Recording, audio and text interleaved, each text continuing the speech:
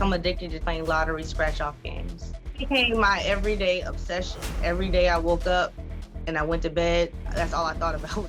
Things really got out of control. I became paranoid that someone might buy a winning ticket if I didn't buy it. I wouldn't even take a break to go to the bathroom.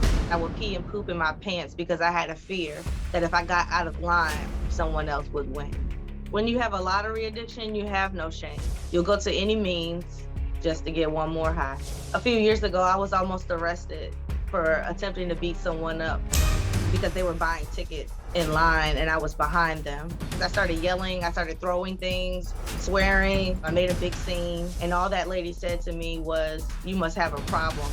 Over the years, I have no idea how much I've lost or spent.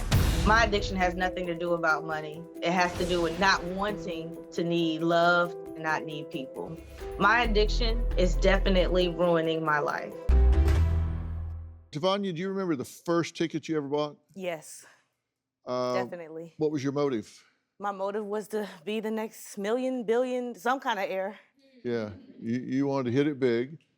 And how did it feel when you bought the ticket? It felt like death. It felt like the end of the world, but I liked it.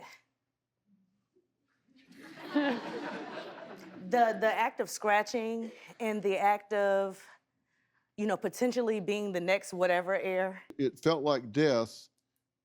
Are you saying when you scratched it and it wasn't a winner? When it scratched it and it wasn't a winner, or even if it was a winner, it was never enough. That anticipation was what gave me a rush, that adrenaline. Yeah, Very likened to hard drugs. yeah. You have no idea how much like it is. We'll talk about that later. You said you don't know how much you've spent, but you got to have a guess.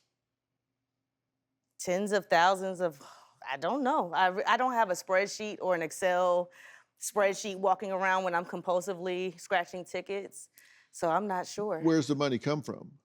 Comes from me borrowing from my wages. Wherever I can get a few dollars, I would just reinvest those dollars to try to get more dollars. So if you were walking along the street and you found a couple bucks blowing in the wind up against a building, you'd pick it up and go in and buy a ticket. I would buy a ticket. Now, you know the odds of winning the Powerball are 1 in 252 million. But they always say at these stores, if you don't play, you can't win.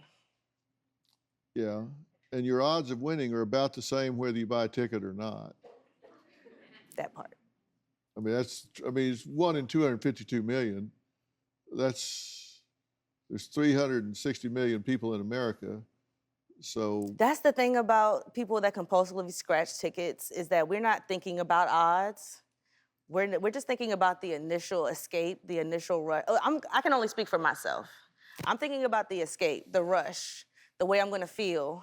I'm not thinking about odds. All I'm thinking is about when I go to this store, they have a big sign that says we sold a $70,000 winner for a $5 ticket.